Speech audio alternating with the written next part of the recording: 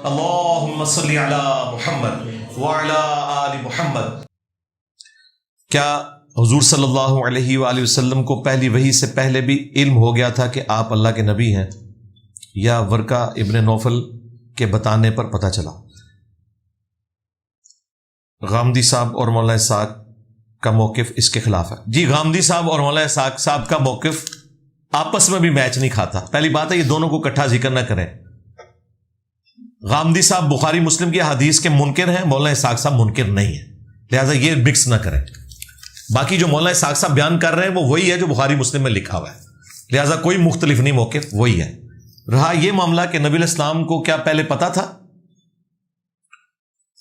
نبی صلی اللہ علیہ وآلہ وسلم کو اعلان نبوت سے پہلے چند ایک ایسے سمٹمز آنا شروع ہو گئے تھے جس سے آپ کو اس چیز کا معلوم چل گیا تھا، لیکن ڈیفینیٹلی اسی وقت پتا چلا جب آپ کے اوپر وحی نازل ہوئی۔ البتہ نبی اپنی پیدائش سے لے کر وفات تک اللہ تعالی کی حفاظت میں ہوتا ہے۔ اب یہ کہنا کہ نبی علیہ السلام کو شروع سے پتا تھا تو بھئی یہ تو قرآن کے خلاف ہے۔ قرآن میں واضح ہے ما کنت تدری ما الکتاب ولا الایمان، اس قرآن کے نزول سے پہلے نہ تو آپ کتاب کے بارے میں جانتے تھے نہ آپ ایمان کی تفسیرات کو جانتے تھے۔ اللہ نے اس قرآن کے ذریعے آپ کو اس اعلیٰ مرتبے پر پہنچایا۔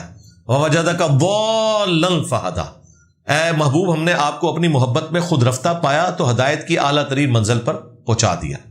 تو یہ بات تو کلیئر کٹ ہے کہ نبی علیہ السلام کو پہلے معلوم نہیں تھا، لیکن اللہ کی حفاظت میں تھے۔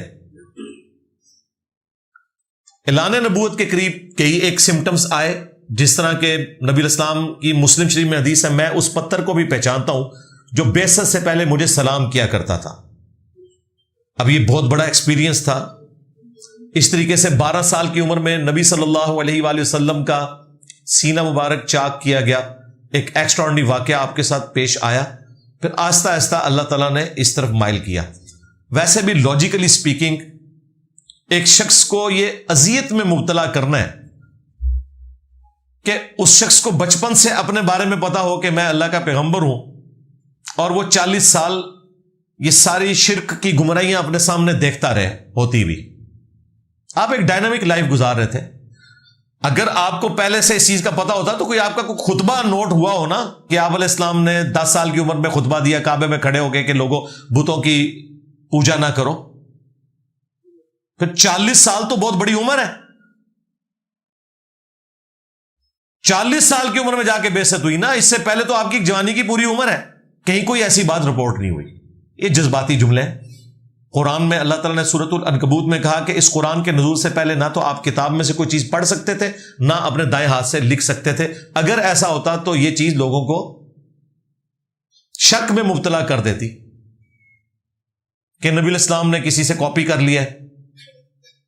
اسی لیے آپ کی لائف اتنی ڈائنامک تھی، لوگوں کے سامنے اوپن کتاب تھی کہ آپ نے کسی فلاسفر کی شاگردگی نہیں کی، کسی شاعر کے پاس نہیں بیٹھے، اس کے باوجود ایسا کلام لے کے آئے کہ شعراء نے بھی اپنے کلام پھاڑ دیے اس کی طاقت کی وجہ سے، جو سورہ یونس میں ہے کہ نبی تم فرماؤ کہ میں اتنا عرصہ تم میں رہا ہوں، تم نے اس سے پہلے کوئی ایسی بات مجھ سے سنی ہے کہ اچانک میں ایسا کلام لے آیا ہوں؟ میری پاسٹ کی زندگی اس پر گواہ ہے کہ میرا کوئی ٹریک ریکارڈ ایسا نہیں ہے کہ میں اس طرح کا کلام بیان کر سکوں، سوائے اس کے کہ یہ اللہ تعالیٰ کی طرف سے نازل ہوا ہے۔ تو یہ سارے معاملات بالکل اپنی جگہ کلیئر ہیں۔ اسلام میں اہل کتاب کی عورتوں سے شادی کرنا کیسا ہے؟ اگر جائز ہے تو نکاح کیسے پڑھا جائے گا؟ ان کے طریقے پر یا اسلام کے طریقے پر؟ ظاہر اسلام کے طریقے پہ ہی پڑھا جائے گا، اور ویسے بھی کامن ہی چل رہا ہے سارے کا سارا معاملہ۔ کئی نان مسلم جوڑے جب مسلمان ہوئے نبی علیہ السلام نے تجدید نکاح ان کا نہیں کروایا، حق مہر کے عوض ایجاب و قبول گواہوں کی موجودگی میں یہ سب کے ہاں پایا جاتا ہے، یہی ایک طریقہ چل رہا ہے۔ اہل کتاب کی عورتوں سے نکاح جائز ہے، اس کے اوپر میری تفصیلی ویڈیو ریکارڈ ہے، لیکن وہ اہل کتاب ہوں گے صرف جوز اور کرسچنز بس۔ باقی اگر کوئی کہتا ہے ہم الہامی مذہب کے ماننے والے ہیں، ہمارا مذہب بھی الہامی ہے، may be may not be, وہ تو ہندوؤں کے بارے میں بھی ہمارے استاد ڈاکٹر سراج صاحب کلیم کرتے تھے، پارسیوں کے بارے میں بھی ہے، لیکن یہ کبھی ڈاکٹر سراج صاحب نے کلیم نہیں کیا کہ ان کے ساتھ ان کی عورتوں کے ساتھ نکاح ہو سکتا ہے۔ وہ ڈیفینیٹ اہل کتاب جوز اور کرسچنز ہیں، خواہ وہ شرک بھی کرتے ہوں، تب بھی اللہ نے انہیں بینیفٹ دیا ہے کہ چونکہ الہامی مذہب کے ماننے والے ہیں ان کی عورتوں سے نکاح ہو سکتا ہے، مردوں سے نہیں ان کے ہو سکتا۔ ہماری بچیوں کا عورتوں سے ہو سکتا ہے. یہ اللہ نے فرق کیا ہے بت پرست مشرک میں اور اہل کتاب مشرک میں. لہذا آپ بھی کلمہ گو مشرک میں اور کافر مشرک میں فرق کیا کریں. اللہ بھی یہ فرق کرتا ہے. آئی پی پیز کے حوالے سے ابھی تک آپ کا موقف سننے کو نہیں ملا. زیادہ بلوں کی وجہ سے لوگ خودکشیاں کر رہے ہیں. انشاءاللہ تعالیٰ میں اس کے اوپر پوری ورکنگ کر رہا ہوں. ایک دفعہ ہی کروں گا. یہ اتنا آسان معاملہ بھی نہیں جو آپ کو بتایا جا رہا ہے. اس میں تو بڑی بڑی ہستیاں آ رہی ہیں اور جن لوگوں کو جان بوجھ کے یہ گھسیٹ رہے ہیں وہ ان میں شامل بھی نہیں, ان میں سے کئی لوگ. اس لیے پوری ورکنگ کے بعد ابھی جو ہمارے ایک دوست ہیں بلال غوری صاحب, اچھے کریڈیبل جرنلسٹ ہیں, انہوں نے کرنل انعام الرحیم صاحب ایکس فوجی تھے اور پھر فوج سے نکال دیے گئے چونکہ وہ مسنگ پرسنز کا مقدمہ بڑے شد و مت سے لڑتے تھے. کسی زمانے میں وہ پی ٹی آئی کے دشمن اول تھے. پی ٹی آئی والے ان سے نفرت کرتے تھے کیونکہ پی ٹی آئی والے خود فوج کے فرنٹ مین تھے. آج کل پی ٹی آئی والے ان کو ہیرو بنا کے پیش کر رہے ہیں, لہٰذا وہ اب اجتماعی ہیرو ہو چکے ہیں. ٹھیک ہے, تو ان کے انٹرویوز 2 ریکارڈ ہوئے ہیں آئی پی پیز کے حوالے سے بلال غوری صاحب کے چینل کے اوپر. انہوں نے پوری ہسٹری بتائی ہے بے نظیر کے دور سے لے کر پھر نواز شریف صاحب کے دور, پھر مشرف صاحب کا جب دور آیا اور اب اس کا سلوشن کیا ہے وہ سارا انہوں نے پیش کیا ہے. وہ آپ تفصیلاً ویلاگ دیکھیں پھر آپ کو پوری صورتحال کلیئر ہو جائے گی. رہ گیا جو ابھی جماعت اسلامی والے کر رہے ہیں, پورے اخلاص کے ساتھ کر رہے ہیں, لیکن یہ اتنا سادہ معاملہ نہیں ہے کہ اسے اس طریقے سے ریزالو کیا جا سکے. سلیم صافی صاحب نے بھی انٹرویو کیا ہے حافظ صاحب کا. حافظ صاحب وہ آپ والے نہیں, وہ جماعت اسلامی والے حافظ صاحب, نعیم الرحمان صاحب کا. وہ آپ انٹرویو دیکھ لیں, اس میں بھی کافی ساری چیزیں سامنے آئی ہیں. یہ اتنا سادہ معاملہ نہیں ہے. رہا یہ معاملہ کہ بجلی کے بلوں کا, تو یقیناً اس میں تو کوئی دوسری رائے نہیں ہے. تو سارے کے ساری مہنگائی کی جو ماں ہے وہ یہ سارا بجلی کا ایشو ہے. اب اس کے اندر جس نے جو حصہ ڈالا ہوا ہے, تو میں اگر جنرل آپ کو ورڈکٹ دوں تو پاکستان کا کوئی پولیٹیشین اور کوئی فوجی ڈکٹیٹر اپنے آپ کو بری ذمہ نہیں کر سکتا. اس سے سارے کے سارے اس میں شامل ہیں. اس وقت جو گورنمنٹ میں ہے, اس وقت جو اپوزیشن میں ہے, سب کے سب شامل ہیں.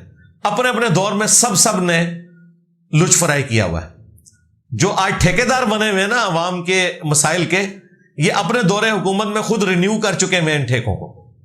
لیکن ہوتا یہ ہے کہ ہر کوئی اپنی طرف کی پکچر پیش کرتا ہے, تو پوری پکچر جو ہے وہ انہوں نے پیش کی ہے, وہ آپ دیکھ لیں تو زیادہ بہتر ہے. اگر ایک فری لانسر آئی ٹی اور سیلز کی سروسز امریکن کمپنیز کو فراہم کرتا ہے اور کمپنیز کی ڈیلنگ شراب, سور کا گوشت اور وغیرہ, اگر تو صرف یہی وہ ڈیلنگ کر رہے ہیں پھر آپ نہ پرووائڈ کریں. اگر حلال اور حرام مکس ہے پھر آپ ان کو سروسز پرووائڈ کر سکتے ہیں. یوز کے اعتبار سے وبال ان کے اوپر ہے, آپ کے اوپر نہیں ہے. اگر ایک امریکن بزنس اپنے سٹاف کو کرسمس اور دیگر کافروں کے تہواروں کا بونس دے تو کیا ایک مسلمان کے لیے اسے لینا جائز ہے؟ نہیں, مسلمان کیوں لے رہا ہے؟ اگر وہ یہ کہہ رہا ہے کہ میں سب کو دوں گا پھر تو آپ لے لیں, لیکن مسلمان یہ کہہ کے نہ لے کہ میں بھی کرسمس کا قائل ہوں. ہم تو نہیں قائل, سیدھی سی بات ہے.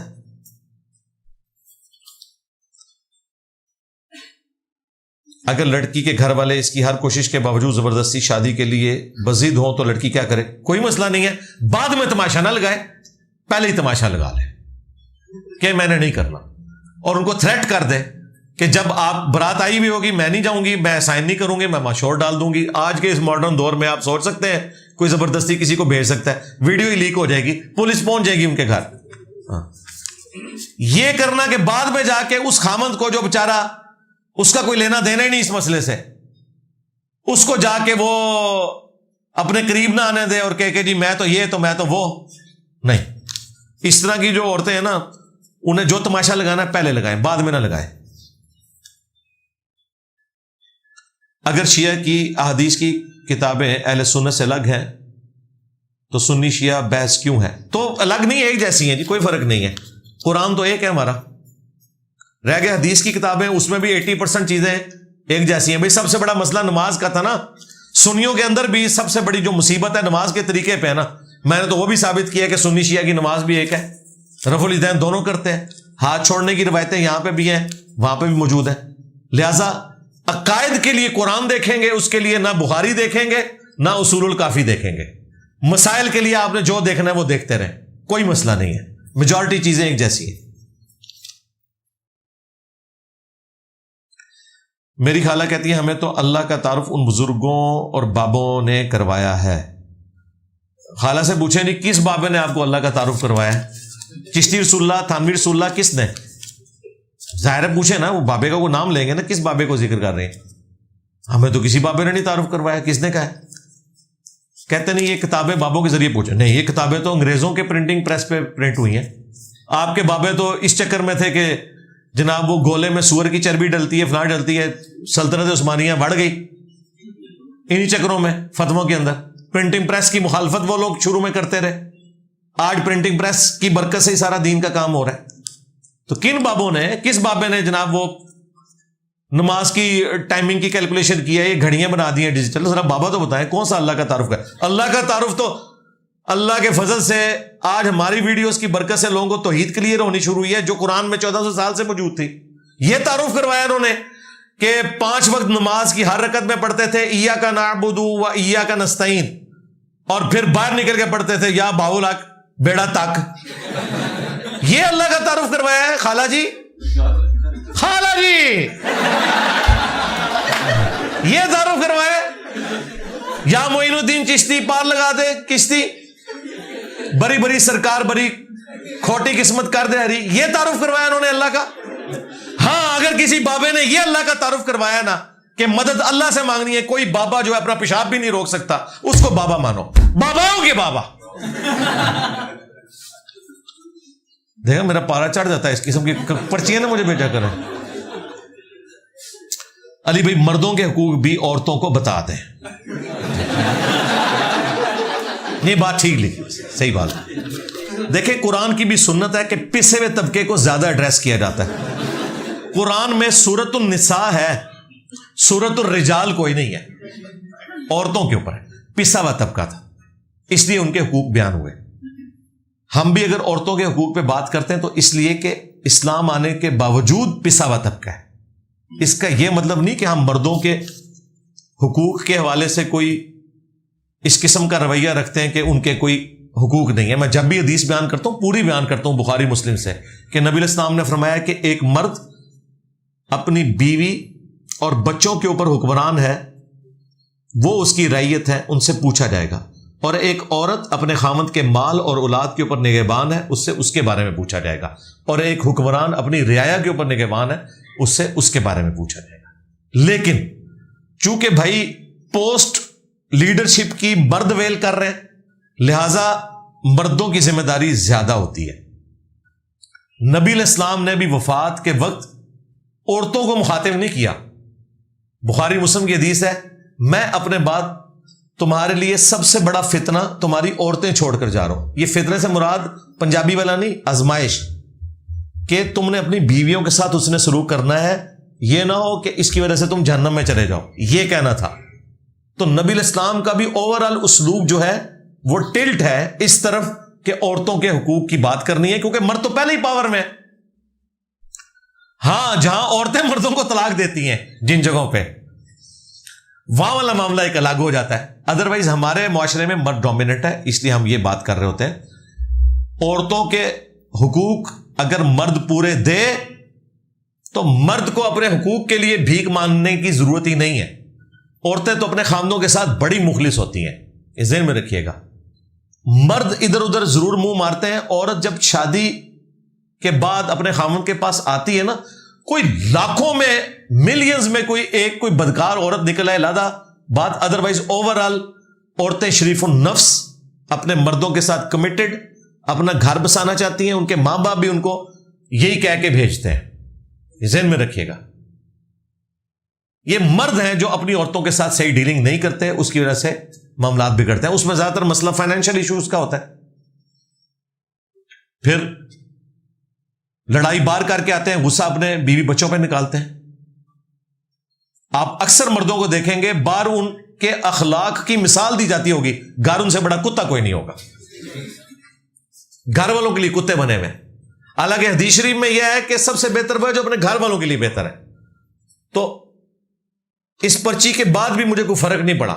میں ابھی بھی اس موقف پہ ہوں کہ مرد اگر عورتوں کو حقوق دیں گے تو انشاءاللہ عورتیں بھی مردوں کے حقوق کا خیال رکھیں گی. یہ مردوں کی ذمہ داری ہے نا کہ عورتوں کو دین سکھائیں. جب دین سکھایا جائے گا تو اس میں پھر حدیث بتائی جائے گی نا کہ اگر میں سجدہ جائز سمجھتا تو بیویوں سے کہتا کہ اپنے خامدوں کو کریں اس حق کے سبب جو اللہ نے دیا ہے. یہ حدیث منوانے کے لیے آپ کو وہ ساری حدیثیں بھی تو ماننی پڑیں گی نا جو نبی علیہ السلام نے بیویوں کے بارے میں کہا کہ مسلم شریف میں حدیث ہے کوئی بھی اپنی مؤمنہ بیوی سے بغض نہ رکھے. مسلم شریف میں حدیث ہے دنیا برتنے کی جگہ ہے اور سب سے بہترین برتنے کی چیز نیک بیوی ہے. بخاری مسلم میں حدیث ہے نبی علیہ السلام نے فرمایا کہ عورت ٹیڑھی پسلی سے پیدا ہوئی ہے اس سے نفع حاصل کرو اسے سیدھا کرنے کی کوشش نہ کرو. یعنی جس طرح کی ہے اس نے ایکسپٹ کرو.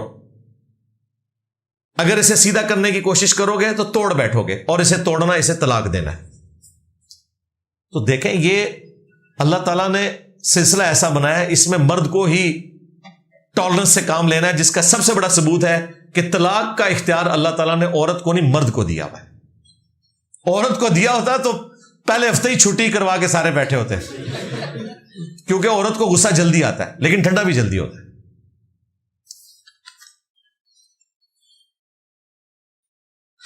آپ کی ایک ویڈیو میں آپ نے حضرت عائشہ کو حضرت علی کی خلافت کا واقعہ کہا تھا. اس کی وضاحت کریں. وضاحت کیا کرنی ہے آپ کو نہیں پتا. جو گورنمنٹ کے خلاف کھڑا ہو اسے پولیٹیکل ٹرم میں باغی کہا جاتا ہے. اس میں کون سی ایسی بات ہے؟ سب کا مشترکہ عقیدہ ہے. اہل حدیث کو زیادہ تکلیف ہوئی تھی وہ اپنے شارحین کی شرح پڑھ کے دیکھ لیں سید داؤد راز صاحب کی کہ جنگ جمل صفین نہروان تینوں میں جو لوگ کھڑے ہوئے وہ خلافت راشدہ کے باغی تھے. اس باغی کا مطلب کوئی دین کا باغی ہونا نہیں ہے اسلام سے نکل جانا نہیں ہے. پولیٹیکل ٹرم میں جو حکومت وقت کے خلاف کھڑا ہوتا ہے اس کے لیے باغی کی ٹرم استعمال ہوتی ہے. یہ ٹرم کے طور پہ ہے یہ کوئی گالی نہیں ہے نہ اس کی وجہ سے کوئی اسلام سے نکل جاتا ہے. یہ ذہن میں رکھیے گا. تو میں نے اس کے اوپر 12 اپنی ویڈیوز ریکارڈ کروائی ہوئی ہیں وہ اپنی جگہ ہے. دنیا اور آخرت میں سیدہ عائشہ رسول اللہ کی بیوی ہیں اور مومنین کی ماں ہے. بالکل یہ اپنی جگہ. 5 وقت نماز کے باوجود کچھ گناہ نہیں چھوٹ رہے تو یہ ہماری توبہ قبول نہیں ہو رہی ہے ایمان کی کمزوری ہے. ظاہر ہے ایمان کی کمزوری ہے. اس کے لیے اچھی صحبت اختیار کریں بری صحبت سے بچیں بری ویڈیوز سے بچیں برے لٹریچر سے بچیں بری گفتگو کرنے سے بچیں پازیٹیو لوگوں کے اندر رہیں. یوٹیوب کے ذریعے آپ پازیٹیو صحبت اختیار کر سکتے ہیں. اگر فرعون کے دور میں کوئی بچہ پیدا ہوتا تھا تو وہ مار دیتا تھا تو حضرت موسیٰ علیہ السلام کے بھائی کیسے بچ کے معجزانہ طور پہ موسیٰ علیہ السلام خود بھی معجزانہ طور پر بچے. اور یہ جو مارنے کا سلسلہ تھا یہ مسلسل نہیں تھا. کچھ عرصہ ہوتا تھا پھر رک گیا پھر جوش چڑھا پھر رک گیا. اور پھر ظاہر ہے اس زمانے میں کوئی انٹرنیٹ نہیں تھا کوئی سی سی ٹی وی کیمرے تو نہیں لگے ہوئے تھے کہ ہر چیز کو ہر وقت واچ کیا جا رہا ہو. پھر اللہ تعالیٰ بھی بعض اوقات عقل معاف کر دیتا تھا. اب یہ کتنی عقل معاف ہوئی کہ جب قرآن میں تو یہ مسنگ لنک ہے قرآن نے تو نہیں بتایا کہ یہ کیسے ہوا ہم اس کا جواب دیتے ہیں.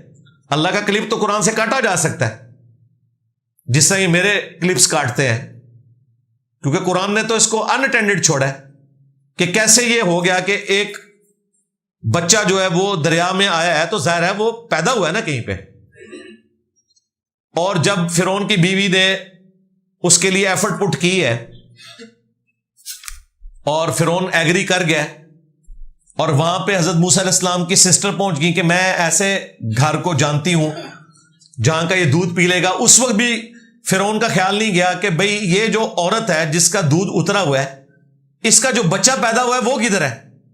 اس زمانے میں تو ٹیکے نہیں ہوتے تھے نا کہ کوئی عورت دودھ اتار سکے. دودھ اسی وقت عورت کا اترتا ہے جب وہ کسی بچے کو دودھ پلا رہی ہوتی ہے اور ظاہر پریگنینسی کے بعد دودھ اترتا ہے.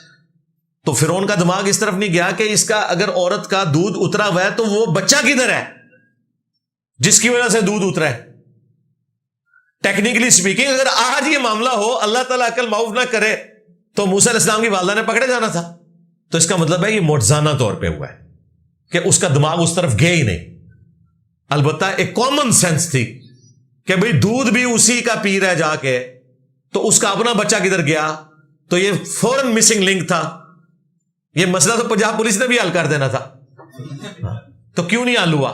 اللہ نے پردہ ڈال دیا. بس یہ جواب ہے اس چیز کا. ٹھیک ہو گیا.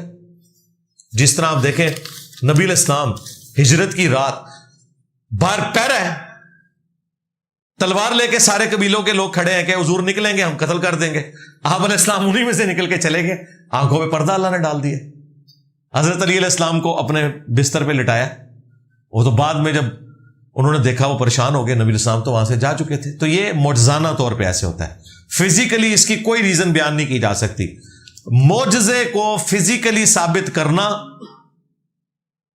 یہ سائنس پہ بھی ظلم ڈھانا ہے اور اسلام میں بھی بدعقیدگی ہے, جو ایک فرنٹ مین کرنے کی کوشش کر رہا تھا غزالی کے جھوٹے عقیدے کے دفاع کے لیے. تو دیکھیں وہ ایک عورت نے آ کے نا اس فرنٹ مین کے ساتھ کیا کیا. اور یہ میں کوئی عورت کے جینڈر کی تحقیر کے طور پہ نہیں کر رہا. وہ جو سسٹر ہیں ہماری, وہ اسٹوڈنٹ بھی ہیں جنہوں نے اس فرنٹ مین کو جواب دیا ہے, اور اس فرنٹ مین کو کہ جسے یہ نہیں پتا کہ امام غزالی کی کتابوں سے وہ جو ریفرنس پیش کر رہا ہے وہ امام غزالی نے اپنے مخالفین کی بات کوٹ کی ہوئی ہے جو صحیح ہے, تو وہ سمجھ رہا ہے کہ غزالی کی یہ بات ہے, وہ کہہ رہا ہے غزالی تو یہی کہہ رہا تھا, غزالی اس کا جواب دے رہا تھا. اس بیچارے کا علمی لیول یہ ہے.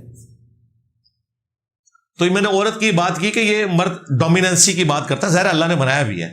یہ آپ نے مقابلہ نہیں دیکھا 3-4 دن پہلے جو الجزائر کا ایک مرد عورت بن کے, دوسری طرف ہنگری کی ایک خاتون تھی, جب اسے 2-3 ہی پڑی ہے تو اس نے کہا میں نے اس سے لڑائی نہیں کرنی, یہ تھے تفہی کو جو اور نے. یہ جو ہم کہہ رہے تھے کہ مرد و عورت برابر نہیں ہو سکتے, اللہ نے ڈیفرنٹ بنایا. جسٹس کریں گے, ایکویلٹی نہیں ہو سکتی, انصاف ہوگا. بعض معاملات میں عورتوں کو اللہ نے فضیلت دی ہے, بعض معاملات میں مردوں کو at the end of the day برابر رکھا ہے. ورنہ تو عورتوں کا ہاکی کی ٹیم کا مقابلہ مردوں کی ہاکی کی ٹیم سے ہو. یہ میں اکثر مثال دیا کرتا تھا. یہ تو اللہ کی طرف سے کرامت ظاہر ہوئی ہے جو یہ واقعہ ہوا ہے. یہ جو ابھی اولمپکس ہو رہے ہیں فرانس میں, پیرس اولمپکس, تو اس میں جب وہ الجزائر کی جو ایک عورت نما مرد تھا, وہ جب کٹہرے میں اترا ہے تو وہ تو سامنے والی عورت کو پتہ چل گیا, کیونکہ جب اسے 2-3 لگی اس نے کہا اسے تو میں مقابلہ جیت ہی نہیں سکتی, یہ تو کوئی اور ہی چیز ہے. تو بڑے پہنچے ہوئے بزرگ ہیں. تو میرا خیال ہے پوری دنیا کو پتا چل گیا کہ اسلام مرد و عورت میں جو یہ والا ڈفرنس کرتا ہے یہ واقعی ایگزسٹ کرتا ہے. لیکن ادھر تو اور چیز ہوئی ہے, ادھر فرنٹ مین مرد تھا مولویوں کا, اور دوسری طرف ہماری اسٹوڈنٹ تھی فیمیل. دیکھیں ہماری اسٹوڈنٹ فیمیل ہو تو ادا کسونوی مولویوں کا فرنٹ مین نہیں برداشت کر سکتا. یہ بھی کرامت ہے, سچائی کی طاقت ہے. اللہ کا شکر.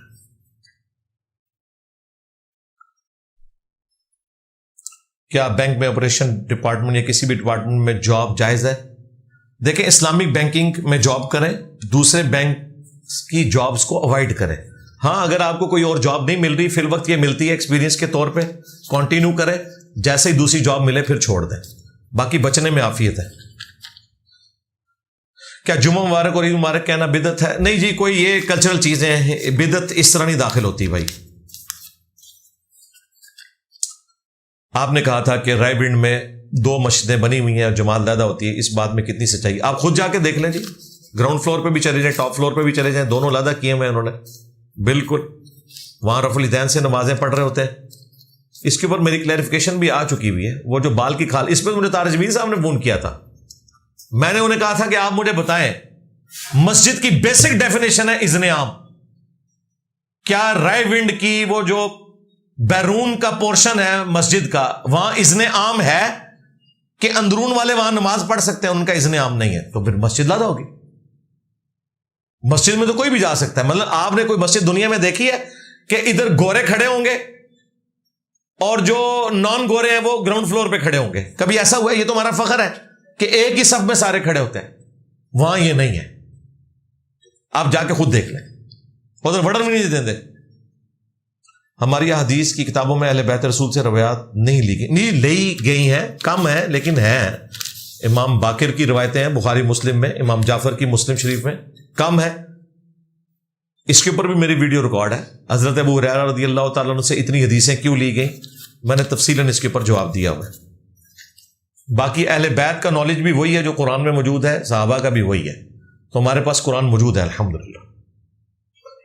کیا کاروبار کو وسیع کرنا، مال اکٹھا کرنا اور جائیداد بنانا اسلام کی نظر میں اچھا ہے؟ اگر اچھا ہے تو کیا یہ مال دنیا کی محبت میں اضافے کا باعث تو نہ ہوگا، جبکہ امت محمدیہ کے لیے بڑا فتنہ مال ہے؟ فتنے کا مطلب یہ نہیں ہے کہ حرام ہے، فتنہ یہ آزمائش ہے، ورنہ مال تو حضرت عثمان غنی کے پاس تھوڑا تھا۔ آج کا کروڑوں روپیہ بنتا ہے جو حضرت عثمان نے دیا ہے رضی اللہ تعالیٰ عنہ غزوہ تبوک کے موقع پر، اور پوری زندگی میں جو انہوں نے خیرات کیا ہے وہ تو آپ سوچ بھی نہیں سکتے۔ تو تھا تو جبھی کیا نا۔ اگر آپ زکوٰۃ دیتے ہیں تو مال جوڑنا جائز ہے، جتنا مرضی جوڑیں، البتہ پریفریبل وہی ہے جو حضرت ابو ذر غفاری کا موقف ہے، لیکن وہ تقوی ہے، فتویٰ نہیں ہے۔ فتویٰ یہ ہے کہ آپ جوڑ سکتے ہیں، زکوٰۃ دیں۔ تقدیر اور نصیب میں کیا فرق ہے؟ ایک ہی چیز ہے جی، انٹرچینجبل الفاظ کے طور پر استعمال ہوتے ہیں۔ ڈیسٹنی، تقدیر، انجینئر محمد علی مرزا لکھیں، میرے کافی سارے کلپس کھل جائیں گے۔ سب سے بہترین صدقہ جاریہ والدین کے لیے کیا ہے؟ اگر یہ کیا لکھا ہوا ہے، اگر وفات پا چکے ہیں تو ایسا کام، اتنا لمبا کیوں لکھتے ہیں یار؟ بس سمپل پوچھ لیا، اصالہ ثواب کے 10 طریقے لکھیں تو میری ویڈیو کھل جائے گی۔ سب سے بہترین طریقہ یہ کہ آپ نیک عمل کریں، آپ کا آٹومیٹیکلی ثواب آپ کے ماں باپ کو پہنچے گا، یہ سب سے بہترین طریقہ ہے۔ کیا امام کے پیچھے قرات کرنا ضروری ہے؟ بالکل جی، ان رکعتوں میں جس میں امام آہستہ آواز میں تلاوت کرتا ہے، جس طرح عشاء کی آخری 2 رکعتیں، مغرب کی آخری 1 رکعت، ظہر کی 4 رکعتیں، عصر کی 4 رکعتیں، ان میں آپ نے قرات کرنی ہے۔ جہاں اونچی آواز سے کر رہا ہے تو سننا کافی ہے، اگر سکتے کرے تو آپ پڑھ بھی لیں۔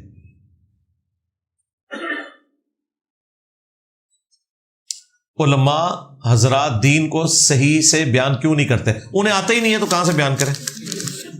وہ تو فرقوں کا دین لے کے چل رہے ہیں، اور جسے آتا ہے وہ ڈرتا ہے بیان کرتے ہوئے کہ اگر میں نے کوئی ایسی بات کر دی تو مسجد کمیٹی مجھے فارغ کر دے گی، یہ تو تم نے وہابیوں والی باتیں شروع کر دی ہیں، یہ تم نے بریلویوں والی باتیں شروع کر دی ہیں، یہ تم نے شیعہ والی باتیں شروع کر دی ہیں۔ یہ وجہ ہے، اور کوئی وجہ نہیں۔ میرا ایک بریلوی دوست ہے، وہ کہتا ہے کہ قیامت والے دن اللہ ہوگا تو آپ تو صرف اللہ والے ہو، تو اس وقت حضرت محمد صلی اللہ علیہ وسلم کے پاس کیوں جاؤ گے؟ ڈائریکٹ اللہ کے پاس جاؤ۔ نہیں تو آپ کو کس نے کہا ہے کہ نبی علیہ السلام دنیا میں موجود ہوں اور ہمارے سامنے ہوں تو ہم رسول اللہ کو چھوڑ کے اللہ تک جائیں گے؟ یہ تو ہمارا عقیدہ ہی نہیں ہے۔ تم جاؤ نا عبد القادر جیلانی جو وچ پہ گیا ہے، وہ جاؤ نا، ہاں تم جاؤ اپنے بابوں کے پاس جن کے ناموں کے تم لوگ کلمے پڑھتے ہو، ان کا دفاع کرتے ہو، ان کی تقلید کرتے ہو۔ ہمارے پلے تو ہے ہی یہ چیز ہے، ہمارا تو جھگڑے ہی ہے، میں نبی سا ہے ہی کوئی نہیں، تیرے بابے تے شاہی کوئی نہیں، یہ مینا تو ہم نے مارنا ہے تمہیں۔ ہم اللہ والے نہیں ہیں، اللہ رسول والے ہیں، اور تم نہ اللہ والے ہو نہ رسول والے ہو، تم بابوں والے ہو۔ تو نبی علیہ السلام جب سامنے موجود ہوں گے، آپ علیہ السلام کے سامنے مقدمہ جائے گا۔ بخاری مسلم میں ہے، نبی علیہ السلام کے مبارک زمانے میں جب بارش نہیں ہوتی تھی، صحابہ کرام آپ سے دعا کرواتے تھے، لیکن بخاری میں یہ ہے 1010 نمبر حدیث، 1010 نمبر حدیث، حضرت عمر کہتے ہیں انا کننا نتوسل الیک بنبینا، اے اللہ پہلے تیرے نبی کے وسیلے سے تیری طرف متوجہ ہوتے تھے، اب ہم تیرے نبی کے چچا کو لے کے ہیں، ان کی دعا کی برکت سے بارش نازل فرما۔ تو کیا حضرت عمر کے لیے مشکل تھا کہ وہ قبر رسول پہ جا کے رسول اللہ سے کہتے یا رسول اللہ آپ دعا کرو؟ انہیں پتا تھا کہ امت نے اس کو غلط رنگ دے دینا اس بات کو، اور نہ یہ نبی علیہ السلام نے تعلیم فرمایا قبر رسول سے مانگنا۔ میری ایک تفصیلی ویڈیو ہے، آپ دیکھیں۔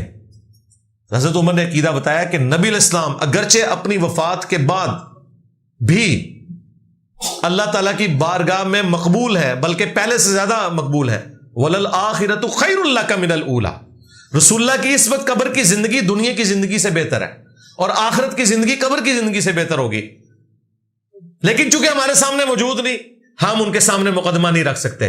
قیامت والے دن نبی علیہ السلام سامنے موجود ہوں گے، یہ تو قرآن میں حکم ہے، وَتَعَاوَنُوا عَلَى الْبِرِّ وَالتَّقْوَى وَلَا تَعَاوَنُوا عَلَى الْإِثْمِ وَالْعُدْوَانِ۔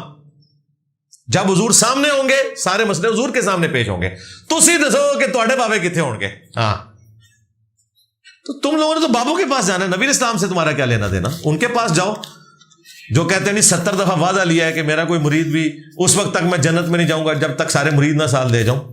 ٹھیک ہے، اگر نبی الاسلام صحابہ کرام نے کبھی بغیر رفع دین کی نماز نہیں پڑھی تو بغیر رفع دین کی نماز پڑھنا بدعت کیوں نہیں ہے؟ بالکل جی، ان لوگوں کے حق میں بدعت ہے جو اس کا مذاق اڑا رہے ہیں، اور جو یہ سمجھتے ہیں یہ صرف سنت ہے، ہم اسے چھوڑ بھی سکتے ہیں، ان کو ہم ترغیب دلاتے ہیں۔ جو یہ کہتے ہیں منسوخ ہو گیا، یہ مکھیاں مارنا ہے، تو ان کی نماز کو ہم بدعتیوں والی نماز ہی کہتے ہیں جو اس سنت کا مذاق اڑا رہے ہیں۔ بلکہ امام بخاری نے تو لکھا ہے ان لوگوں پہ اللہ کا عذاب نہ آ جائے، انہیں ڈرنا چاہیے جو یہ سنت کا مذاق اڑا رہے ہیں۔ اگر ایک حدیث کو ایک محدث صحیح کہتے ہیں، دوسرا محدث ضعیف، تو کس کی بات مانی جائے؟ اس کی بات مانی جائے جو قرآن، بخاری، مسلم کی احادیث میں فٹ ان بیٹھتی ہو، ٹچ سٹون وہ ہیں، اس طرح کر لیا کریں۔ ہم تو ایسے ہی کرتے ہیں۔ کیا ایک عام آدمی جس کو دین کا زیادہ فہم نہ ہو وہ تقلید کر سکتا ہے؟ کم فہم ہو، زیادہ فہم ہو، تقلید تو کرنا ہی حرام ہے۔ تقلید یہ ہے کہ بغیر دلیل کے کسی کی بات ماننا، دلیل کے ساتھ مانیں گے کوئی تقلید نہیں ہے، وہ آپ جس کی مرضی کریں، وہ تقلید ہے ہی نہیں۔ آج مجھے بتائیں، امام حنیفہ بتا رہے ہیں آپ کو ملک بینک کا مسئلہ، بلڈ بینک کا مسئلہ، ٹرین میں نماز کا مسئلہ، یا مفتی تقی عثمانی اور مفتی منیب بتا رہے ہیں، تو حنفیوں اپنے آپ کو منیبی اور عثمانوی کہا کرو نا، حنفی کو کہتے ہو؟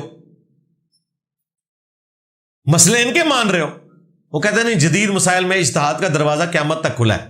یہی تو ہم کہہ رہے ہیں کہ اجتہاد فکس نہیں ہوا 4 بندوں کے اوپر۔ تقلید کو انہوں نے پریکٹیکلی خود چھوڑ دیا ہوا ہے، اور جہاں ان کے زنانیہ کا مسئلہ آنا جو ہوتے تھے ویسے ہی چھوڑ چکے تھے۔ فقہ حنفی میں تو آپ کو پتا ہے کہ امام حنیفہ نے کہا کہ 90 سال بلکہ 120 سال تک انتظار کرے گی عورت جدھر خاوند گھوم گیا ہے۔ ادھر انہوں نے امام مالک کے اوپر فتویٰ دیا ہوا ہے، اشری تھانوی نے بھی۔ جیسے ہی عورتوں میں مسئلہ آتا ہے فوراً اس طرف چلے جاتے ہیں۔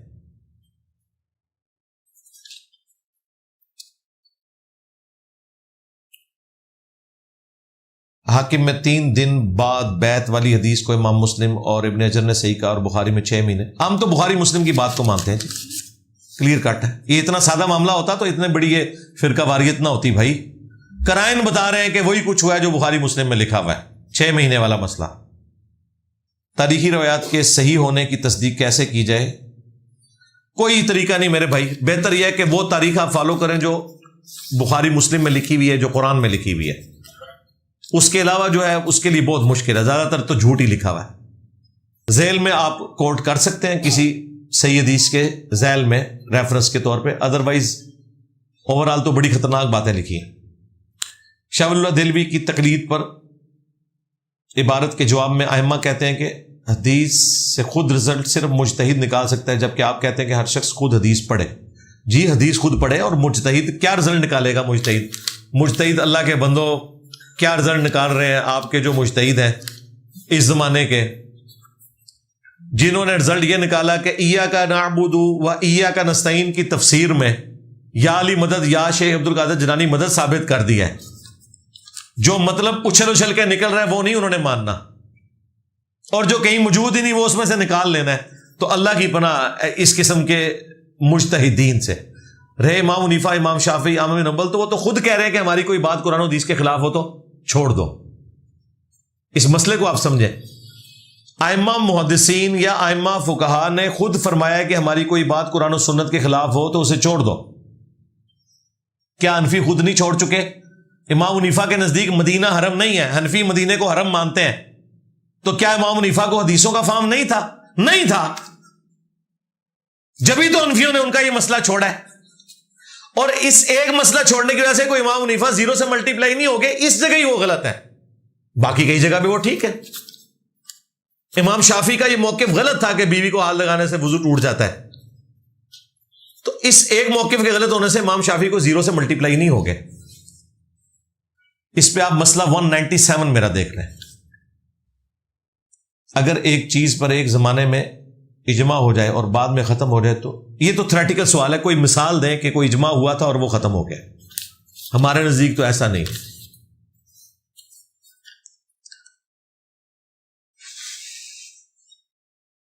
ویڈیو کیمرے کا اگر مسئلہ تھا، اجماع کوئی نہیں ہوا تھا۔ اس زمانے میں بھی مولانا مودودی ویڈیو کیمرے کو درست سمجھتے تھے، علماء عرب سارے کے سارے کہتے تھے ویڈیو کیمرہ درست ہے، ڈاکٹر اسرار صاحب، ڈاکٹر تعلق قادری صاحب، یہ تو ہمارے زمانے میں ہوا ہے نا.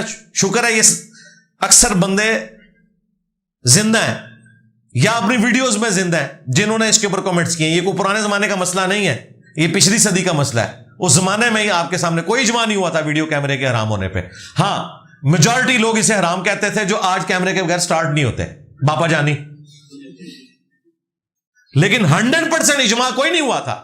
بڑے علماء اس وقت بھی اس کو غلط ہی سمجھتے تھے جن لوگوں نے یہ فتوے دے دیے کہ ویڈیو کیمرہ جو ہے یہ بت پرستی ہے. نکاح کے دوران اگر وکیل لفظ نکاح دوران ایجاب و قبول اگر نہ کہے تو کیا نکاح ہو جائے گا؟ تو پھر اسے کرن کے بیٹھا ہے یارو, کیا کہ طلاق کا لفظ بولا اس نے نکاح کی جگہ, نکاح ہی کرنے بیٹھا ہے نا, پھر کیا اسے بولے ایسا, نکاح ہی رہ گئے تھے. ٹھیک ہے تو کوئی نہیں, اس طرح نکاح تو نہیں ہوتا بھائی. کیا مالک اشتر عثمان کو قتل کرنے والی جماعت میں شریک نہیں تھے؟ ابن ابی شیبہ میں کتاب الجمل میں روایت ہے جس سے یہ ظاہر ہوتا ہے. نہیں, مخالفین میں شامل تھے, قاتلین میں شامل نہیں تھے. وہ تو محمد بن ابی بکر بھی تھے. امتحانات کی تیاری کیسی کرنی چاہیے اور آپ اپنے امتحان کی تیاری کس طرح کرتے ہیں؟ یہ آخرت کے امتحان کی پوچھ رہے ہیں. امتحانات کی تیاری بھائی شروع سے ہی کرنی ہوتی ہے. پیپروں میں تو دعائیں کرنے سے بھی کچھ نہیں ہوگا. ہاں, ساتھ ساتھ ٹائم ٹیبل بنائیں, اپنا ٹائم مخصوص کریں پڑھائی کے لیے جو آپ کو سوٹیبل لگتا ہے, اور روزانہ کا کام روز کرتے رہیں, پھر جا کے یہ ساری چیزیں جمع ہوں گی.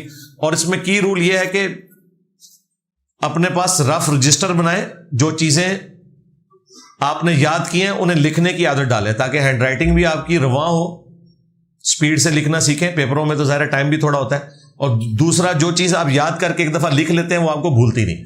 اور میتھمیٹکس تو 100% لکھ کے کریں. زبانی یہ جو لوگ میتھ حل کرتے ہیں نا, پیپروں میں نہیں حل ہوتا. تو یہ اس کے لیے کی رول ہے. ناد علی, دعائے توسل وغیرہ کی حقیقت کیا ہے؟ جس میں تو بابوں کو ڈائریکٹ پکارا گیا ہے, خواہ اہل البیت کو یا صحابہ کرام کو یا کسی پیغمبر کو, وہ تو شرک ہے, سیدھی سی بات ہے. ہاں, اللہ سے مانگا جائے تو وہ جو بھی دعا ہو, کسی کی بھی لکھی ہوئی ہو, آپ پڑھیں. کسی ہستی کے مزار پر جھک کر چھونا جائز ہے جیسا کہ امام حسین علیہ السلام؟ نہیں, جھکنا تو منع ہے بھائی. امام حسین علیہ السلام کسی کو اپنے سامنے جھکنے دیں گے؟ وہ اگر قبر سے باہر ہوں تو وہ کسی کو اپنے سامنے جھکنے دیں گے؟ تو ان کی قبر پہ نہیں جھکا جا سکتا. بی بی ام کلثوم کی حضرت عمر سے شادی کے وقت عمر کی تفصیل بتا دیں. واللہ عالم, چھوٹی عمر ہی تھی, لیکن یہ نکاح ثابت ہے, صحیح بخاری میں موجود ہے.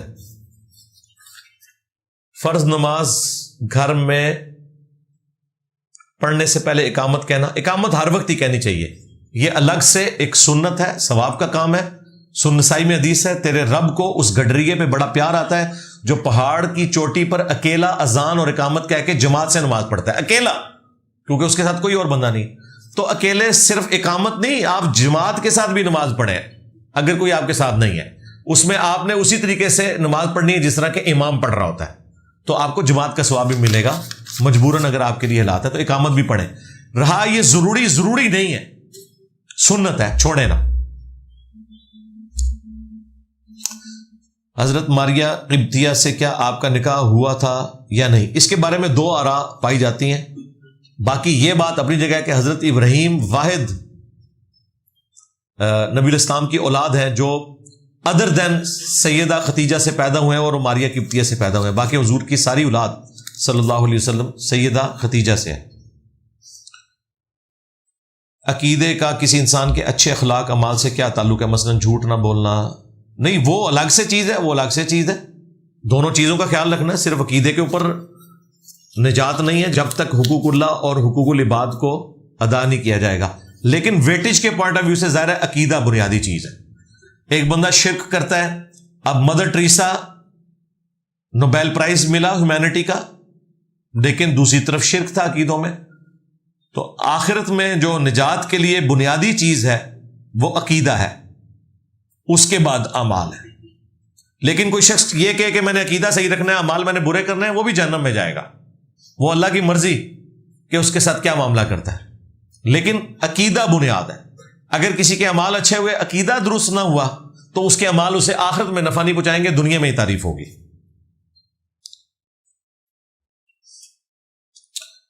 جدید دنیا جو مادیت سے لبریز ہے، اس میں دین یا مذہب کی کیا افادیت ہے؟ وہی افادیت ہے جو ہم پیش کر رہے ہیں۔ لوگوں کے سامنے آپ دین کی ٹرو پکچر رکھیں، لوگوں کو سائنس اور ٹیکنالوجی سے نفرت کی بجائے آن کروائیں کہ یہ کائنات اللہ تعالیٰ کا فعل ہے، قرآن اللہ کا قول ہے، اللہ کے قول اور فعل میں کوئی تضاد نہیں ہے۔ قرآن حکیم میں 1000 سے زیادہ آیات فزیکل فینومینا آف نیچر پہ ہیں، قانون قدرت جو دنیا میں اللہ کے چل رہے ہیں، ہواؤں کا چلنا، بارش کا برسنا، کھیتیوں کا اگنا، ان کا خوراک بنانا، انسانوں کی زندگی اس پہ ڈپینڈنٹ ہونا، سورج، چاند، ستاروں کو اللہ نے کام میں لگایا، یہ ساری کی ساری چیزیں اللہ تعالیٰ کی قدرت کی نشانی ہے، یہ کوئی الگ چیز نہیں ہے۔ ہاں، اگر کوئی شخص انہی میں گم ہو جائے اور ان کے کریٹر کی طرف توجہ نہ کرے، وہ مادیت ہے۔ ایک شخص کروکوڈائل کے اوپر 40 سال لگائے اور پوری زندگی اس پہ لگا دے کہ اس کی فلاں کوالٹی کیوں ہے، اس کی فلاں کوالٹی میں کون سی ایسی یونیکنیس ہے جو دوسرے میں نہیں ہے، لیکن اس کے پیدا کرنے والے کی طرف توجہ نہ جائے، یہ ہے مادیت۔ یہ وہ دجالی سسٹم ہے جس نے صرف ایک آنکھ کھولی ہوئی ہے مادے کی، اور روحانیت کی آنکھ نہیں ہے۔ ریویلڈ نالج، ایکوائرڈ نالج دونوں کو لے کے چل رہا ہے۔ قضا نماز ہوتی ہے، اس کی کیا حقیقت ہے؟ جو ساتھ ساتھ توبہ کرنے کے بعد نمازیں چھوٹ رہی ہیں، وہ آپ نے ساتھ ساتھ پڑھنی ہے۔ بخاری مسلم میں حدیث ہے، کوئی شخص بھول جائے یا سویا رہ جائے، جیسے ہی اسے یاد آئے یا وہ جاگے، وہ نماز پڑھ لے، اس کے لیے اس نماز کا ٹائم وہی ہے۔ ہاں، توبہ کرنے سے پہلے جو کئی سالوں کی نمازیں چھوٹی، ان پہ توبہ کافی ہے، ساتھ ساتھ آپ جو چھوٹیں گی وہ آپ نے پڑھنی ہے۔ غزوہ تبوک کے بارے میں مکمل احادیث اور قرآن کی روشنی میں مطالعہ کہاں سے کیا جائے؟ ہماری ویڈیو سے کیا جائے۔ غزوہ تبوک لکھیں، تفصیلاً میں نے ہر چیز بیان کی ہوئی ہے۔ سورہ التوبہ کی تفسیر میری پوری قرآن کی ریکارڈ ہوئی ہوئی ہے، وہ غزوہ تبوک کی لائیو کمنٹری ہے، وہ قرآن کلاسز میں آپ دیکھ لیں، ایک ایک چیز میں نے بیان کی ہے، وہ آپ کو کہیں بھی نہیں ملنی میرے بھائی۔ وہ مفسرین بھی ڈرتے ہیں وہ باتیں لکھتے ہوئے۔ سورہ التوبہ قرآن کی مشکل ترین سورت ہے، کیونکہ اس میں اگر آپ ٹروتھ ریویل کریں گے، پھر کئی چیزیں آپ کو شیعہ والی بھی ماننی پڑیں گی۔ جہاں شیعہ نے غلو کیا وہ الگ بات، لیکن جو ان کا مقدمہ تھا کہ حضور کے ساتھیوں میں کتنے لوگ ایسے تھے جو غزوہ تبوک میں بھی حضور کے ساتھ صحابی بن کے گئے، لیکن وہ منافق تھے اور انہوں نے واپسی پہ آپ پہ قاتلانہ حملہ بھی کیا۔ اب یہ ساری وہ باتیں ہیں جو سنی نہیں کر سکتے، میں نے ایک ایک چیز کھول کے بیان کی ہے۔ جہاں شیعہ نے غلو کیا وہ بھی بتایا، جہاں اہل سنت نے ڈنڈی ماری وہ بھی بتائیے، تو وہ آپ دیکھ لیں۔ علی بھائی، آپ کو کبھی کسی نے پھکی دی؟ مجھے اکثر پھکیاں ملتی ہیں اپنے اسٹوڈنٹس کی طرف سے، اپنی بیوی کی طرف سے، اپنے بچوں کی طرف سے، لیکن وہ پھکیاں وہی ہوتی ہیں جو میں نے ان کے ہاتھ میں دی ہوتی ہیں۔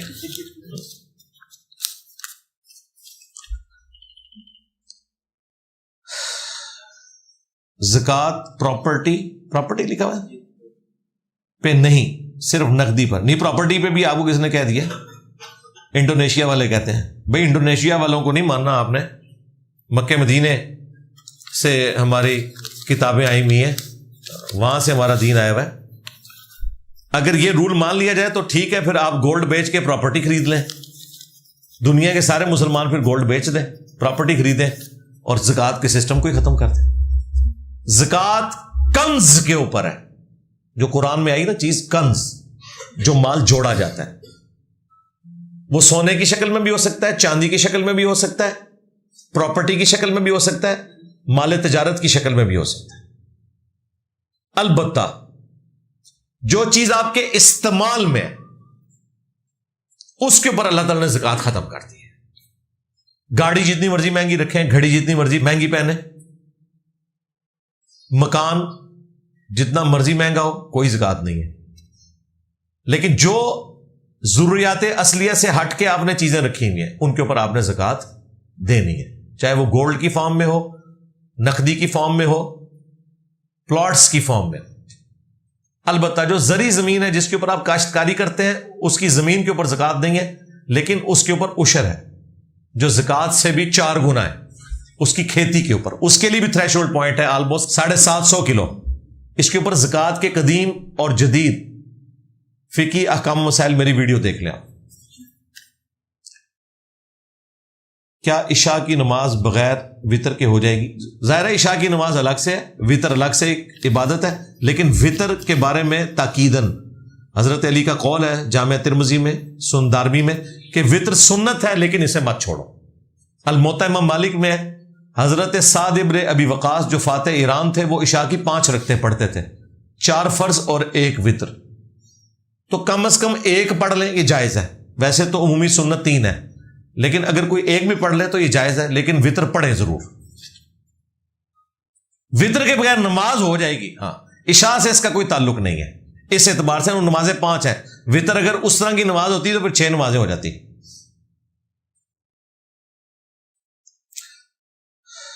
سونار کی دکانوں پر اکثر لکھا ہوتا ہے سونے کی خرید و فروخت شرعی کی جاتی ہے، اس سے کیا مراد ہے؟ انہی سے جا کے پوچھیں کہ وہ کس کو شرعی کہہ رہے ہیں، کس کو غیر شرعی کہہ رہے ہیں. یہ انہی سے پوچھیں، وہ آپ کو کلیئر کٹ بتا دیں گے. میں نے اس کے اوپر ویڈیو ریکارڈ کرائی ہوئی ہے، وہ تفصیلاً ایک چیز ہے. آپ گولڈ اور انجینئر محمد علی مرزا لکھیں تو ویڈیو کھل جائے گی.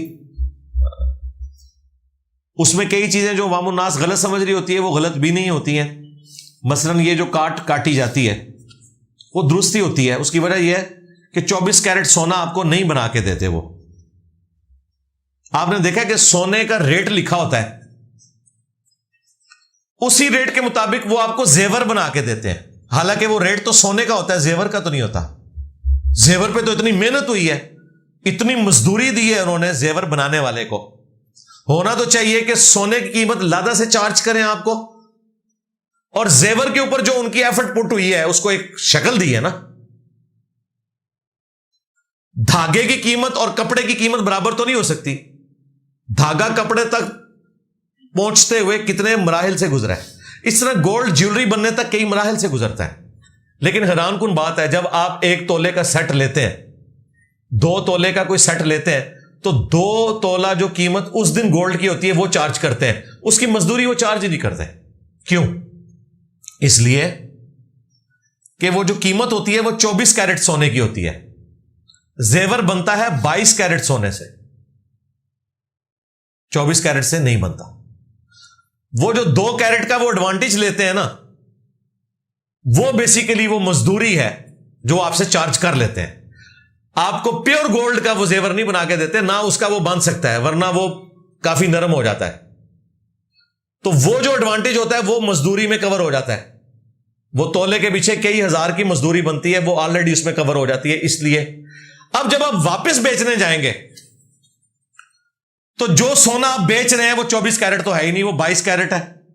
رہی مزدوری، وہ کہتے ہیں ہم نے مزدوری کو کیا کرنا ہے، یہ والا سیٹ ہمارا بکنا ہی نہیں، آج کل تو ڈیزائن کوئی اور چل رہا ہے، ہمیں تو توڑ کے دوبارہ بنانا پڑے گا، لہٰذا ہم کاٹیں گے. کاٹنا کیا ہوتا ہے؟ 24 کیرٹ سونے کی وہ آپ کو قیمت نہیں ادا کریں گے، بلکہ 22 کیرٹ کی کریں گے. اور وہ ٹھیک کر رہے ہیں کیونکہ وہ ہے بھی 22 کیرٹ ہی ہے، 24 کیرٹ تو ہے بھی نہیں ہے. وہ کوئی ظلم نہیں کر رہے آپ کے ساتھ. البتہ یہ ایڈوانٹیج بعض دکاندار دیتے ہیں کہ اگر آپ ہمارا بنایا ہوا سونا ہمیں واپس کریں گے، ہم آپ کو پوری قیمت دیں گے. تو بہتر یہ ہے کہ ان دکانداروں سے آپ رابطہ کریں کہ اگر کل کو آپ کو بیچنا پڑے تو ان سے رسید بنوائیں، وہ پھر پورے پیسے ہی آپ کو واپس کرتے ہیں، وہ اس کو اکوموڈیٹ کرتے ہیں. یہ انہوں نے ایک انسینٹیو رکھا ہوا ہوتا ہے. دیکھ لیں، آپ کو سونے کی فیلڈ میں ڈگری لینے کی ضرورت نہیں ہے سونے کے مسائل جاننے کے لیے. اب کتنے گولڈ سمتھ ہمارے اسٹوڈنٹ بھی ہیں، وہ کئی مسائل مجھ سے آ کے پوچھتے ہیں کہ اس مسئلے میں ہمیں بتائیں کیا ہے، تو میں انہیں پھر کلیئر کرتا ہوں. اس کی وجہ سے مجھے ایجوکیشن ہے کہ پریکٹیکلی کاروبار کس طریقے سے ہو رہا ہوتا ہے. یہ جو انہوں نے رٹ لگائی ہوئی ہے نا، فلانے کے پاس ڈگری ہوگی، فلانے، یعنی اب یہ مسئلہ بتانے کے لیے کہ جی پہلے انجینئر صاحب 1 سال کے لیے نا کسی گولڈ سمتھ کے پاس نا وہاں پہ نا کام کریں، پھر وہ ہمیں گولڈ کے مسائل بتائیں گے. یہ جو ججز بیٹھے ہوتے ہیں سپریم کورٹ میں، ہائی کورٹ میں، ان کے پاس تو قانون کی ڈگری ہوتی ہے، لیکن دنیا کا ہر مسئلہ ان کے سامنے پیش ہوتا ہے. آپ نے کبھی غور کیا؟ خواہ وہ ڈاکٹری کی فیلڈ کا ہو، انجینئرنگ کی فیلڈ کا ہو، سارے مسئلوں میں فیصلے دیتے ہیں. وہ کس طرح دیتے ہیں؟ وہ ایکسپرٹس کو بلاتے ہیں، ان سے ایکسپرٹ اوپینین لیتے ہیں، پھر اپنے دماغ کو یوز کر کے انہیں پتہ چل جاتا ہے کہ یہ چیز، وہ انہی سے سیکھ کے انہی کے مقدمے کو ریزالو کرتے ہیں. اس کے لیے آپ کو ذہین ہونا ضروری ہے، مولوی ہونا کوئی ضروری نہیں۔ سفر کے دوران اگر جماعت مل جائے تو کیا نماز پوری ہی پڑھنی ہوگی؟ ہاں، اگر امام پڑھا رہا ہے، بخاری مسلم میں آیا کہ اگر امام مقیم ہوگا تو آپ نے پھر پوری نماز اس کے پیچھے پڑھنی۔ اگر امام مسافر ہے تو آپ پھر 2 فرض پڑھیں گے سوائے مغرب کے، اس کے 3 ہی پڑھنے۔ سفر میں جمعہ کوئی نہیں ہے جی، یہ بعض لوگ جمعے والے دن اتنی ٹینشن میں ہوتے ہیں نا، گاڑیاں رکوا رہے ہوتے ہیں، یہ جمعہ پڑھنا ہے، آگے پیچھے انہوں نے نماز کو نہیں پڑھنی ہوتی ہے، جمعہ ہی پڑھنا ہوتا ہے ہفتے سے۔ اور بھائی مسافر پہ جمعہ ہے ہی نہیں۔ نبی علیہ السلام نے صحابہ کے ساتھ، ہزاروں صحابہ کے ساتھ سفر کیا، آپ نے جمعے کی نماز نہیں پڑھی، حالانکہ آپ کروا سکتے تھے جمعہ۔ مسافر زور پڑھے گا اور زور اثر جمع کرے گا، جمعے کی نماز نہیں ہے مسافر کے اوپر۔ پڑھنا چاہتا ہے ضرور پڑھ لے، گاڑیاں نہ رکوائے، لوگوں کو تکلیف میں نہ ڈالے، وہ ایک اضافی کام کر رہا ہوگا۔ سنت یہی ہے کہ آپ نے زور پڑھنی۔ کیا احادیث کی کنفرمیشن کے لیے اسلام 360 استعمال کر سکتے ہیں یا کتاب ہی کریں؟ اسلام 360 سے مدد ضرور لیں، حدیث تلاش کرنا ذرا آسان ہو جاتا ہے، لیکن یہ کاپی پیسٹ کرنے میں بعض اوقات سافٹ ویئر کی لمیٹیشن کی وجہ سے کوئی الفاظ مسنگ ہو جاتے ہیں، بعض اوقات کوئی ٹائپنگ ایرر آ سکتا ہے۔ ادھر میں آپ کو یہی کہوں گا کہ آپ پی ڈی ایف سے نہ امیج لے کے نہ شیئر کروایا کریں، یونیکوڈ کاپی نہ کریں، اس میں ضروری نہیں اسلام 360 میں کوئی غلطی ہو، کاپی پیسٹ میں بھی غلطی لگ سکتی ہے، اور بعض اوقات اس میں بھی غلطی ہو سکتی ہے، کیونکہ پروف ریڈنگ اتنی ذمہ داری سے نہیں ہوئی ہوتی۔ جو یہ پرنٹڈ کتابیں ہیں نا، یہ 4-5 مختلف علماء سے وہ پروف ریڈنگ کرواتے ہیں، اس کے باوجود بھی اکا دکا جگہ اس میں بھی غلطی آ جاتی ہے، لیکن بہت کم چانسز ہوتے ہیں۔ بہتر یہ ہے کہ آپ اسلام 360 کو یوز کریں۔ اگر یونیکوڈ میں کوئی چیز شیئر کروانی ہے تو آپ ایک دفعہ پی ڈی ایف سے اسے پڑھ لیں تاکہ غلطی کے چانسز نہ رہیں۔ آپ دیکھ رہے ہیں کہ ہماری ویڈیوز میں کبھی بھی اسلام 360 سے یا کسی اور سافٹ ویئر سے یونیکوڈ کے طور پہ حدیث اٹھا کے ہم نے نہیں لگائی ہوتی، میں ہمیشہ ہارڈ کاپی کے امیجز لگاتا ہوں۔ وہ تمام کتابیں ہم نے پی ڈی ایف فارم میں فری رکھی ہیں ahlsunnatpak.com پہ، آپ ڈاؤن لوڈ کر کے وہاں سے امیجز لے کے شیئر کروا سکتے ہیں۔ کیا اسلام میں ناخن کھانا غلط ہے یا حرام ہے؟ ظاہر ہے جی غلط ہے، کھانے کیوں ہے آپ نے؟ جن کو عادت بھی ہے وہ کھاتے تو بہت تھوڑے لوگ ہیں، زیادہ تر تو وہ کاٹ کے پھینکتے ہیں، وہ بھی حرکت نہیں کرنی چاہیے، جراثیم والا معاملہ ہے۔ یہ بات درست ہے کہ نبی علیہ السلام نے 40 دن کے اندر ایک دفعہ ناخن کاٹنے کو مشروع فرمایا، لیکن اس طریقے سے نہیں، وہ آپ نے نیل کٹر سے یا استرے وغیرہ سے پہلے لوگ کاٹتے تھے، اس طریقے سے کاٹنا ہے۔ اسے معاشرے میں نحوست کیوں؟ یہ نحوست اس طرح کی نہیں ہے، ظاہر بیماری تو ہے نا میرے بھائی، اس میں جراثیم بعض اوقات پھنسے ہوئے ہوتے ہیں، اس اعتبار سے بات کی جاتی ہے۔ باقی جو پبلک میں مشہور ہے نا، وہ والی نحوست کوئی نہیں ہے کہ رات کے وقت کوئی جھاڑو دے دے تو نحوست ہو جائے گی، اس طرح کی کوئی اسلام میں چیز نہیں ہے، توہمات ہے۔ شیخ عبدالقادر جیلانی کو غوث اعظم کیوں کہتے ہیں؟ انہوں نے ایسا کیا کام کیا ہے جس پر لوگ انہیں مددگار؟ یار یہ تو بیچارے قیامت الدین خود ان سے شرمندہ ہوں گے، ان کا کوئی لینا دینا نہیں ہے، یہ خود سے انہوں نے، چونکہ تصوف میں سلسلے میں انہوں نے بزرگوں کی نا کوئی ہیرارکی بنائی ہوئی ہے، جس طرح آپ کی ہوتی ہے نا کہ اوپر پرائم منسٹر ہوتا ہے، اس کے نیچے وزراء ہوتے ہیں، صوبوں کے علیحدہ سے وزیر اعلیٰ ہوتے ہیں، اس طرح انہوں نے نا ایک تصوف کی ایک جعلی سی اپنی ایک تھریٹیکل ہیرارکی بنائی ہے کہ سب سے اوپر غوث ہوتا ہے، اس کے نیچے 4 کتب ہوتے ہیں، ہر کتب کے نیچے ابدال ہوتے ہیں، یہ سارا ڈرامہ بازی ہے، اس چکر میں ان کو کہتے ہیں۔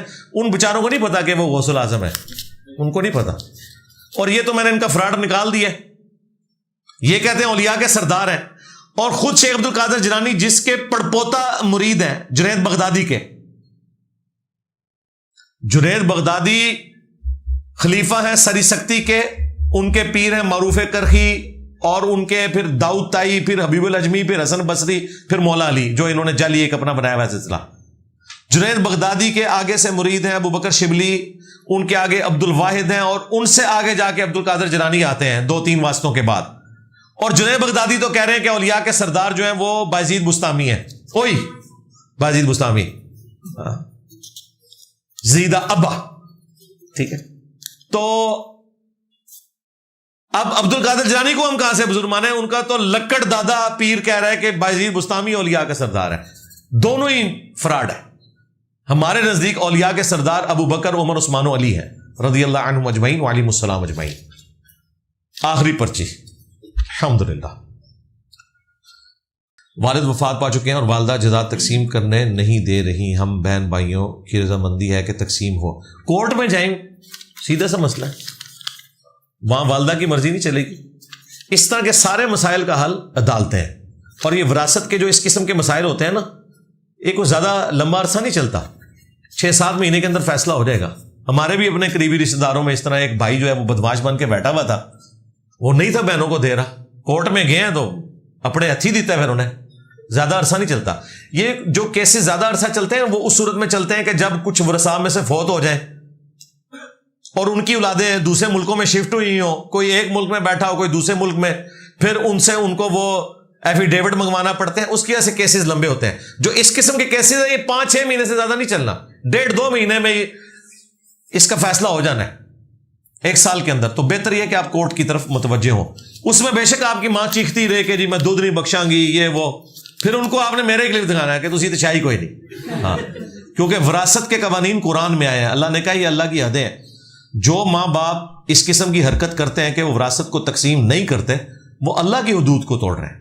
انہیں پھر یہی بتایا جائے گا کہ نبی کے جیسا ہے ہی کوئی نہیں، ابا جی تسی تو شاہی کوئی نہیں، کیونکہ ابا جی اب جب باغی ہو گئے ہیں اللہ رسول کے، پھر انہیں یہ بتایا جائے گا۔ ہماری ان سے کوئی ذاتی دشمنی نہیں، نہ کسی کی ماں سے نہ کسی کے باپ سے، لیکن جب ماں باپ جو ہیں وہ بدمعاش بنے ہوئے ہیں، قرآن و سنت کے مقابلے پہ اپنی بچیوں کو نقاب نہیں کرنے دیتے، بچوں کو داڑھی نہیں رکھنے دیتے، رفع الیدین نہیں شروع کرنے دیتے، تو پھر رسول اللہ کے مقابلے پہ کھڑے ہوئے ہیں نا۔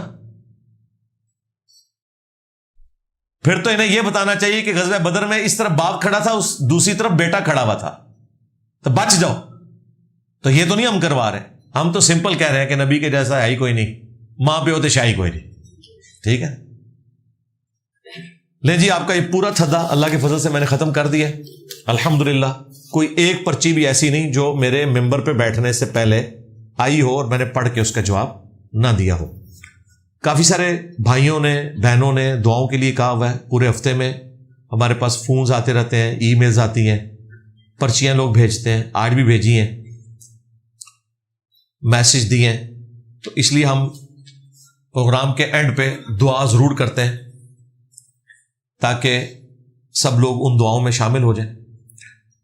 اللہم انی اسألک بانک انت اللہ لا الہ الا انت الاحد الصمد الذی لم یلد ولم یولد ولم یکن لہ کفوا احد وإلہکم الہ واحد لا الہ الا هو الرحمن الرحیم الف لام میم اللہ لا الہ الا هو الحی القیوم اللہم صلی علی محمد وعلی آل محمد لا الہ الا انت سبحانک انی کنت من الظالمین ربنا آتنا من لدنک رحمتا وہیئ لنا من امرنا رشدا رب ارحمہما کما ربیانی صغیرا ربنا هب لنا من ازواجنا وذرياتنا قرة اعین وجعلنا للمتقین اماما